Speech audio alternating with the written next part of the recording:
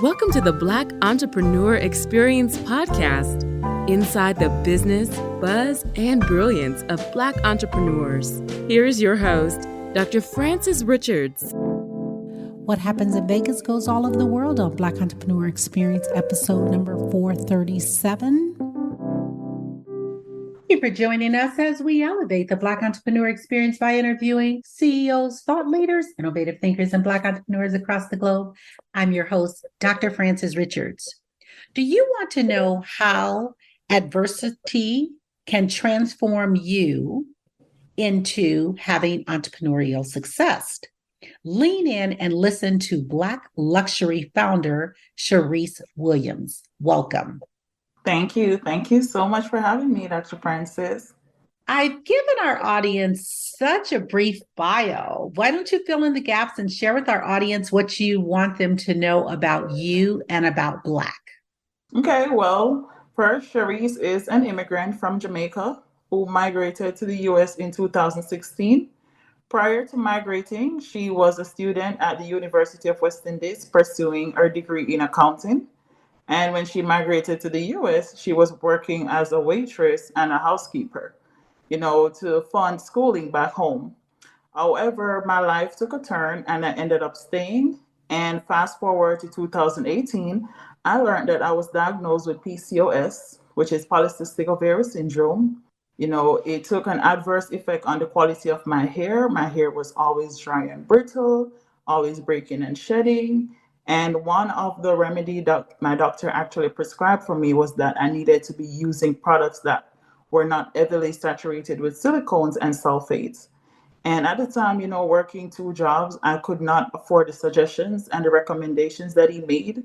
So that's when I actually took matters in my own hands and created Blaq Luxury hair products. So I did my own research, found out the products and the right ingredients that I should actually be using. And, I started in my home and I formulated the Mega Grow Hair Serum, which is our best-selling product to date. And that's the product that actually helped to alleviate the hair loss that I was facing. And fast forward now, we are a multi-million-dollar company and we are serving women all over the world with our healthy and affordable hair products. Thank you for sharing that amazing story. What happened to the accounting degree? Well, I still have it. It is useful now because entrepreneurship was a different venture for me. So initially I was everything for myself, including my own accountant. So I think that's where the degree actually falls into place, when I'm doing my own P&Ls, my own cash books and all those kind of stuff on a monthly basis. So my accounting degree became quite useful. I still use it to today's date. Absolutely. And you cannot go wrong with having degrees in finance and business and money. That is so key to being an entrepreneur. Mm-hmm. Cherice, you make it sound so simple that you came up with this formula. Tell us the ebb and flows of entrepreneurship. What are lessons that you wish you knew before starting your business that you didn't know? Okay, so I would say that lessons that I wish I knew back then, when you're going into something new, there are a lot of pitfalls. So I could say that, I wish I had networked with the right people, or I wish I had knew this person that could, guide me into this direction. But looking back at it, I wouldn't really say it is a lesson, but more of a blessing, because I think that's the journey that most persons that start up a business like myself without no prior entrepreneurship, experience or no solid network, those are the actual roads and pitfalls that they go through to get to where they're at right now. So I welcome every pitfall that happened in the past, and I just embrace it as part of my journey as I move forward.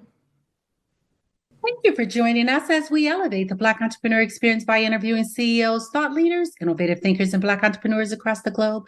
I'm your host, Dr. Frances Richards. Do you want to know how adversity can be transformed into entrepreneurial success? Lean in and listen to Blaq Luxury founder, Cherice Williams. Welcome. Thank you, Dr. Frances, for having me today. I've given our audience such a brief bio. Why don't you fill in the gaps and share with our audience what you'd like them to know about you and about Blaq Luxury? Well, Cherice Williams is an immigrant from Jamaica that migrated to the US in 2016. She initially, when she arrived in the US, I was working as a housekeeper and a waitress. But prior to that, I was a university student doing my degree in accounting in Jamaica. When I migrated, I worked two jobs to facilitate schooling. And fast forward to 2018, I learned that I was diagnosed with PCOS, which is polycystic ovary syndrome. And that took an adverse effect on the quality of my hair. My hair was always dry and brittle and shedding. And then I learned it was because of the ingredients in the products that I was using, and that I was to desist from using products that were heavily saturated with silicones and sulfates. And that's when I actually took matters in my own hands and created my own products, because at the time I could not afford the recommendations that my doctor made, so I incorporated some of my Jamaican roots into my products, and that's where it actually began. So it's almost like when you migrated to the States. Yes. The products and the water and everything kind of impacted your hair, the texture of your hair. And so you went back to your roots. How did you raise the money to start your business? So as mentioned before, I was a waitress and a housekeeper. So both jobs gave me tips. And I saved my tips towards the funding of my company. And initially, I didn't even have intention to start what is now a company. I was just trying to find a healthier solution for myself. However, at the time, I was in a natural hair group on Facebook, and there were a lot of women, surprisingly, that had the same concerns that I had too. And, I told them what I was using, and some of them wanted to pay for the product. They didn't want me to send it to them for free. They wanted to pay for the product. And, doing my own research, I realized that millions of women are affected by polycystic ovary syndrome. And, they have the same adverse effects that I was facing. So that's when the light bulb actually went off into my head. And was like, then I can actually make this for, to help other women like myself. And that's when I actually started pushing into it. I started saving up my tips. And, I reached out to a few celebrities. Some responded, some didn't respond, to actually give me a shout out so I can build a platform. But, I just took some time back, saved up some money, reached out to a very big media platform on Instagram. And that's where we actually get the business out. Like, I paid for some advertisement, and that's what actually put us in the initial spotlight. What is something that you know about the hair care industry that we don't know that we should know? So about the hair care industry, I would say that a lot of people believe it is saturated. But I think if you have your points of difference, if you bring something into it that's not there as yet, that's why it's good to do market research, then you can actually stand out. But just looking on the outside, you're saying, okay, there are so many shampoos, so many conditioners, I'm just not going to go into this because there's no market in it for me. But do your research before you go into something and, see where that missing gap is. And then you enter your own thought process and you bring that point of difference so that you can elevate and you can shine and stand out amongst your competitors. And that's what we did. And you were talking about reaching out in terms of what was that point in the business where you knew that it was going to be extremely successful? What was that turning point? Well, what was the backstory? So that turning point is when I realized I could no longer fulfill the orders by myself. I had to stop working as a waitress and as a housekeeper to start investing more time into the business. And then I realized I needed to start getting help too. So in 6 months, we outgrew my space within my house. We got a warehouse. And at that time, we had fulfilled over 50,000 orders, and we have done over $1 million in sales. So that's when we realized that, there could be a market for this. And I just have to start putting more efforts and start networking with the right people that can make this stronger for us. Let's talk about your net worth. It's a saying that says who you network with, your net Yes. worth, it will determine your net worth. To some extent, I can say that is true because before, we actually, initially, we didn't have the right help and we couldn't afford the right help. The right help costs money, and, God blessed us. We were in the position in which we can now afford the right help. And that's what's taking our company to a new dimensions, and bringing us even amongst other people too, that can impart their knowledge and guidance on us and show us things and avenues that we didn't know before. So I would say that yes, to some extent, it can bring you, into a new area or a new arena or on a new circle. So yeah. And that's so true. And that's what I find or hear a great deal about diverse entrepreneurs, emerging entrepreneurs. You're talking about they're wanting to scale and grow and not having the capital or being undercapitalized in order for them to grow. What advice would you give them? I did not start Blaq Luxury Hair Products with a lot of money. I started Blaq Luxury Hair Products with $100 in tip and $2,000 saving towards funding that advertisement that I mentioned. So I would not say to let capital deter you from actually starting your company. It's more of ensuring that it's something you want to do. It's more about your passion. Because if you don't have a love for what you're doing, then it's not going to work, because there are so many pitfalls. There are so many times in which, I feel like I want to throw in the towels, so many challenges that are coming my way, so many things I did not understand. But at the same time, I know that I love what I'm doing. I see a vision for it. There are other people that love my products, and that motivates me to learn more and to grow. So I would not say to you to let capital be an issue. Just ensure that it's something that you really want to do and it's something that you love. There are so many brands and businesses that are dominating. Talk about a brand or a business that's dominating, Cherice, and you admire, and why. So I would say I love Fenty Beauty because I mean, it's a Black business, a Black-owned woman that owned it. She's from the Caribbean, like myself, Rihanna, from the Barbados. I'm from Jamaica. And what I love about Fenty Beauty is the inclusivity and the diversity of their models. Like growing up, you're used to seeing models look certain type of way, wearing certain type of things, and sometimes you can't picture or imagine yourself into it. So the fact that she's so inclusive of people in all different races, sizes, to showcase her work, I really admire that, and I really admire what she has built for herself too over the past few years. And what's on the horizon for Blaq Luxury? Yes, so Blaq Luxury Hair Products, especially in 2024, you guys can expect amazing things from us. We are looking at the mass retail stores, Walmart, Target. That's where we see our brand. Currently, we are in the beauty supply stores. We're on Amazon. We are dominating the digital space, but we envision ourselves dominating the retail space 2024 and going forward. And also giving back to our community, providing more jobs as well, and for our amazing products to reach more women like myself. What problem exists in the world today, Cherice, that you would like to solve?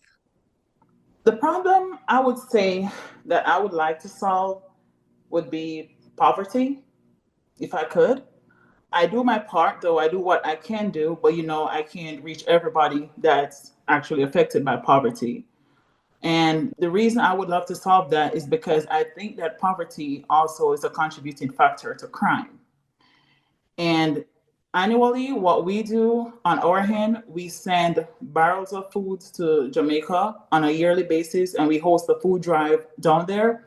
We haven't started that initiative here as yet, but we do plan to launch the Black Blessing Foundation, where we can give back to the community, and help to play our part as well. But that is definitely a problem, that I would love to tackle if I could, to actually diminish poverty completely. Talk about naming your business Blaq Luxury. Yes. So Black, as you probably noticed, is spelled BLAQ, but it's actually a play on words. Instead of saying BLACK, and that actually gears towards our target audience, which is really the Black community. And luxury embodies the quality of the products that we produce. So that's how the two actually correlate together. Blaq Luxury, the black part as it pertains to our target audience, and luxury in terms of the quality of the products that we actually sell and distribute. With you hitting over 1 million in sales, you have many success stories. Talk about and I know you have many, pull out a success story that you would like to share regarding your product. So I would say that one of the biggest success story as it pertains to my product is when actually a consumer sent us an email one day. I can't forget, it was a very long and detailed email saying that our product has helped her since she did chemotherapy. We don't market our products to cure alopecia or to help with chemotherapy or anything like that. But it was very heartwarming to know that we could actually help to restore our confidence, because she did send us pictures like, after our treatment and how her hair had regrew completely and how she feels so much prettier and confident in herself. So that was a very heartwarming email, and it's been over a year, but it's just something I can never forget. And that's how you really have something amazing going on. What is your zone of genius? Another way, what is your superpower?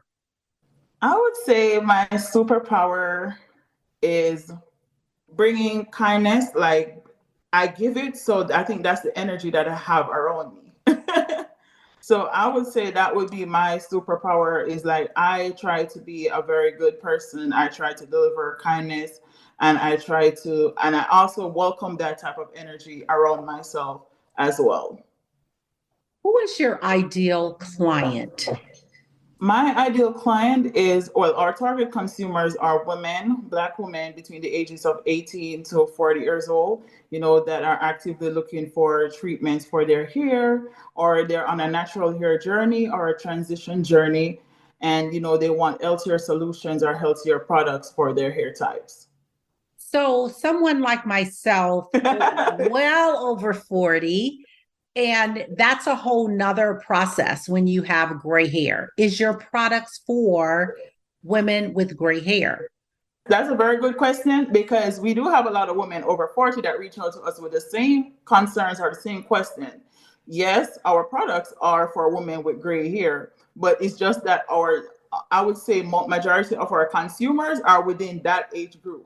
So, is there just certain things we will not market our products for? But at the same time, there are a lot of persons that have success stories or have great results using it for, those type of hair concerns. And thank you for that clarification. And the reason, having gray hair for many years, gray hair is very stubborn. And some products you cannot use on gray hair. And yes. I'm not a hairstylist, just working with my own hair. Some products can cause your hair to be very brassy. And that's the reason I was asking the question. And thank you for the clarification. Cherice, what is your biggest takeaway from our interview today? What do you want our audience to leave with? So I want your audience to leave with that this girl from Jamaica that migrated to the US started her business with $100 in tips, pretty much. And if she can do it, and if you're sitting there wondering what's the next move, or how am I going to start this? I don't have the money to do this. Don't let that deter you. Just ensure that you have the passion, the pursuit, and the drive, and you can do whatever it is that you want to do, because there's somebody else like yourself that maybe I was even in a worse position than that person, that took the initiative and drive and launch a company right now that has over 20 employees, and we're still growing. We're in thousands of local beauty supply stores, and we're heading into the mass retail. So whatever you want to do, just put your mind to it, have the drive and the passion, and push on.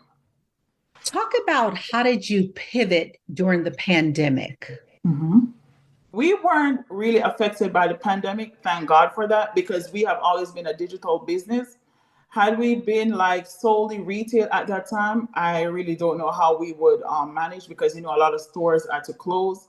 But during the pandemic, I could say though that we had a shortage of bottles, because we were making some of our products in-house.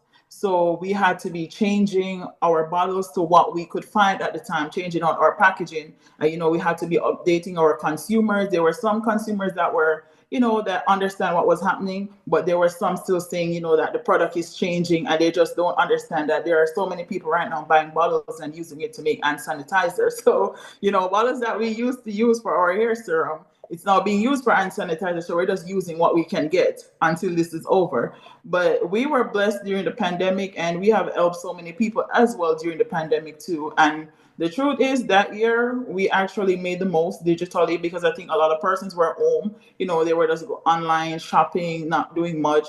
So we were very, very blessed during the pandemic. We were not affected at all, just the fact that we had to change out our packaging for that short period of time.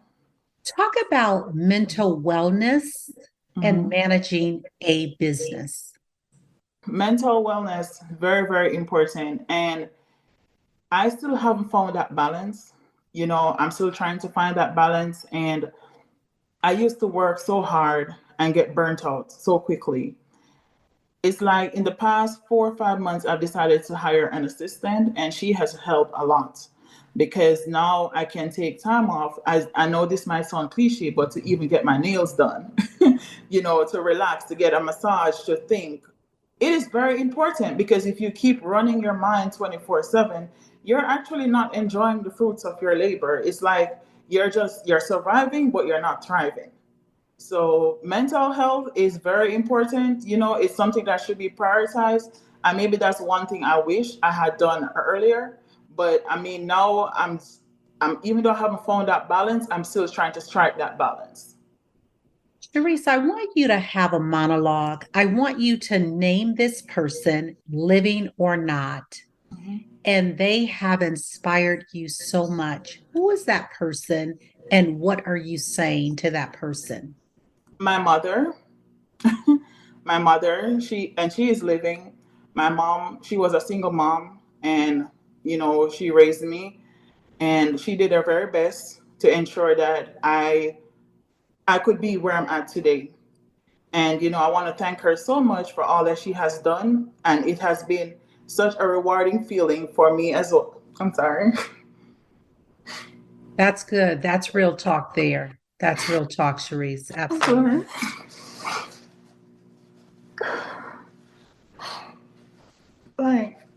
It has been such a rewarding feeling to know that I can help her. That's a blessing. I'm so sorry. No apology necessary. That's the beauty of the podcast. It's about authenticity. And thank you for sharing just your heart and just the love that you have for your mom. Yeah, she was a kindergarten teacher, and she worked all her life. So now I'm able to retire her and take care of her. She still lives in Jamaica, but it is just such a rewarding feeling to know that I'm able to do that for her on a monthly basis, growing up and seeing all that she has done for us. That is beautiful. Thank you for sharing that. What's calling your attention today? I'm sorry, I'm just messed up. Could you? No, take your time. Take your time. What is calling your attention today? When we talk about, they say that when you talk about, where do you see, I'm going to take it around play. The word is play. How did you play today, or how will you play today? Well, today, if you're talking about today, as in today, after this interview, I have another meeting. I have so many things to take care of, so many stuff to do, because over the weekend, I'm heading out of town for several meetings. So I'm just trying to get everything together today so I can probably play over the weekend. You talked about you basically bootstrapped your business, which your story has inspired me in more ways than I can even express. Would you go after investors, or will you continue to invest in your business yourself? Will you do peer-to-peer investments, or will you continue to fund your business yourself? Okay, very good question. I will continue to fund my business. However, your aim is to also scale your company.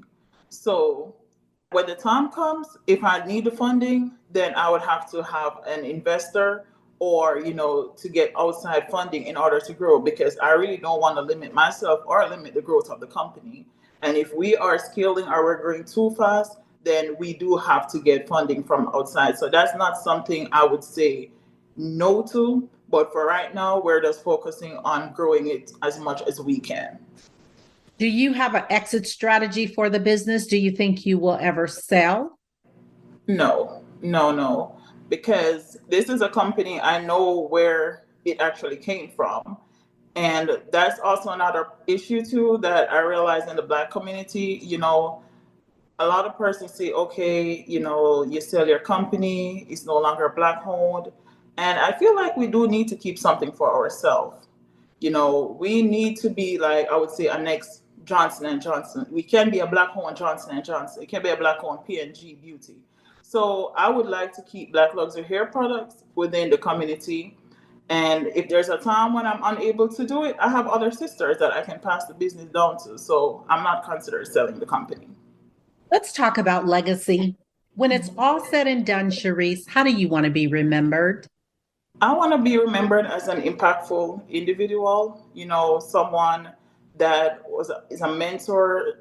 Another brown girl like myself can say she sees me as a role model, and she can say, well, if Cherice did it based on the story that she read, or no, if Cherice did it, I can do it too. So I just want to be remembered as a very contributing person to the Black community, a very impactful and influential individual. Speaking of mentors, who are your top 2 mentors and what lessons did they teach you? So again, my mom is one of my biggest mentors. She may not give me business advice because she doesn't really understand, the whole structure of what I'm doing, but she gives me life lessons that are very valuable, very valuable, and lessons so that you can know, okay, who to be around, who to stay away from, what to look for, all those red flags. And I think those are very, very important as well, because even though being book smart is good, it's also good to be street smart too. So she has given me, those lessons to me, they're invaluable. And also from my fiance too. He is a great mentor as well. Like, he supports me and he pushes me beyond my limit, and that's something that you need, because there are times when you're reaching your breaking point and you need that shoulder to lean on. You need that support. You need that, like, baby, you got this, or you can do this. And he does a good job. He does a good job in that area. So those are my 2 biggest support system and my biggest mentors. You talked fiance. Do you want to spill the tea? When is the wedding? Next year, July, his birthday in Jamaica. Congratulations. So excited. So excited. How do you create culture for your company? Let's talk about culture. For my company, in terms of creating culture, we strive to have a very healthy work environment. We try not to make it feel like work. We celebrate our birthdays. We do, it's like doing work, but it's fun. And that's what helps us to retain our employees, because I don't see them either really as employees. We see each other as team members, right? Because we're all in this together. And that is how we actually have a very cultural environment, even at work. And even around me as well, is like I always try to ensure that I'm welcoming a very positive, energy. So that is how I create culture here. Artificial intelligence, tell us what you know about it and how are you incorporating it in your business? Yes, so AI, artificial intelligence, we use it. It has been very helpful.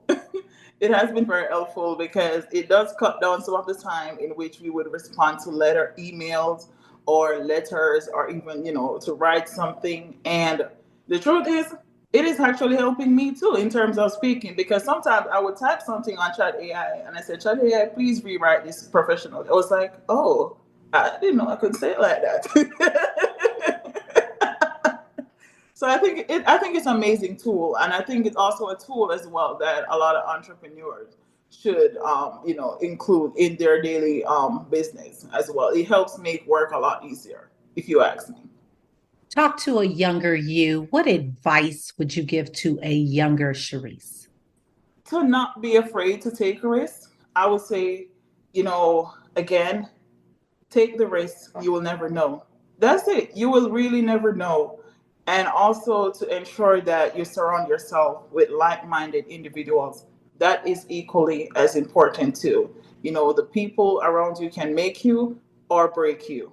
So that's what I would say to my younger self. Surround yourself with like-minded individuals who are driven and purposeful, and to take risks, because you will never know until the risk is taken. How do you make impact daily?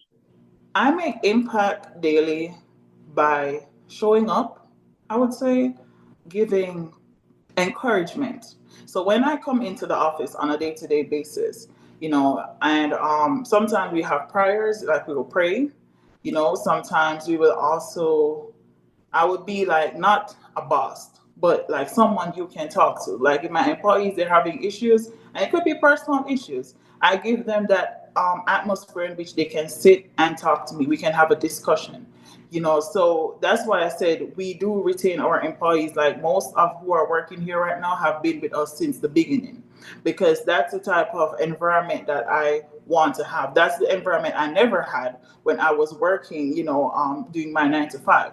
But I want my employees, I want my team members to see me as not a boss, but like, is that a friend? They can find a friend in me. So I think that is how I make my most impact on them. And how are you vetting your team members? So like you talked about your employees. Yes. How are you vetting it? We're in a season right now where that's one of the challenges that corporations are having, trying to find good workers. You call them team members, which I love. How are you vetting new hires or even the individuals that are with your company now?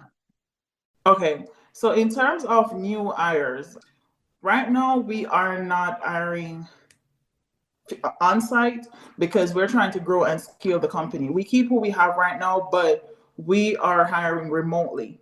Well, we have a whole remote team, and believe it or not, they're in the Philippines. We have a whole remote digital marketing team and customer service team.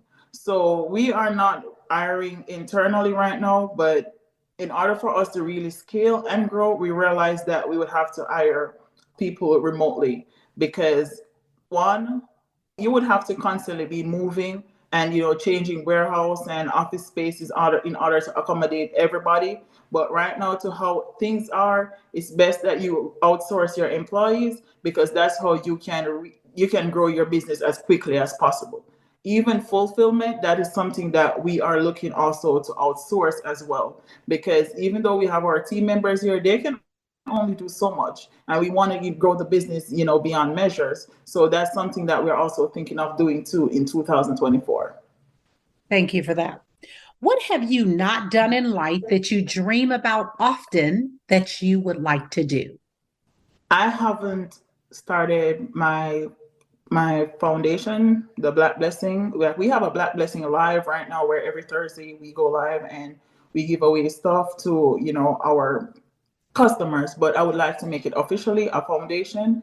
It is still in the work. My PR team, they're actively working on it, and I do believe that we can do a whole lot with that foundation. I would like to know that if I'm giving, I know where it's going to, rather than donating the money to other organizations. So that is something that we are actively working on, and I can't wait to see it manifest, because I know it's going to be good. I know we're going to help a lot of people, and that's something that really melts my heart, and that's something that I'm really passionate about. What book would you recommend and why? I would say The Entrepreneurship at Its Best by Eric Reed. Reason being, that book is a game changer, and it was one of the books that actually helped me in starting up the company. When I needed like advice on how to, what to do, what not to do. Even though it's basic, but at the time it was very useful. So you know that, okay, you're supposed to file your quarterly taxes, you're supposed to do this, you're supposed to do that. So so it is a book that actually guides new and upcoming entrepreneurs on stuffs and pitfalls to avoid, like with taxes and IRS compliance, and also how to grow and scale a business. What is a technology tool or a technology platform that is a must-have for you in managing your business? Hootsuite and Chat AI. Recently, Chat AI, because as I said before, it cuts the workload up a whole faster. Emails are easily typed up.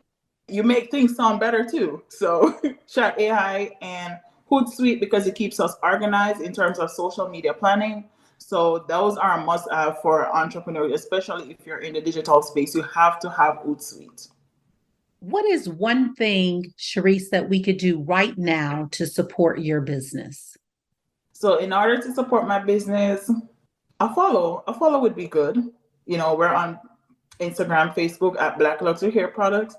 And if you wish to purchase our products, they are available at www.blaqluxuryhair.com. We're on Amazon, and we're also in thousands of local beauty supply stores. So that would mean a lot to me. And if you're unable to purchase, you can follow us again and keep up to date to what the company is actually doing. What is your purpose? Why do you do what you do? I do what I do because, one, I love it. Two, it has helped a lot of women like myself, and it feels good to know that you have that impact. Three, I'm able to provide jobs. And four, it is a fulfilling and rewarding experience for myself and for my families. Cherice, if you conducted this interview, what is the one question you would have asked yourself? I want you to ask the question and answer it. The one question I would ask myself is what to look for when hiring the right team. And that is something too that's very important, because even though I have a strong team right now, but we had people that we had to just separate from because they weren't the right quality. They didn't have the right attributes, the right vision. They don't share the same vision that you have for the company. And that's something that can tear you down in the blink of an eye if you hire the wrong type of individuals. So that would be the question I would ask myself. That was something I learned from, but now I know what to look for. It's like hiring a baker to do digital marketing. It can't work. Because some people will put that they have experience in it, and you would think they may be a good fit, but the truth is they're really not a good fit. They may have worked in the space before, but again, if your work ethics, if that doesn't match, then it really doesn't matter either, because you can't pretend to be a good employee. And that is so important when you're building your business and trying to scale as a small business. And just like you said, everyone is chasing the dollar, and they will sometimes exaggerate skill sets that they have, and they don't necessarily have that skill set.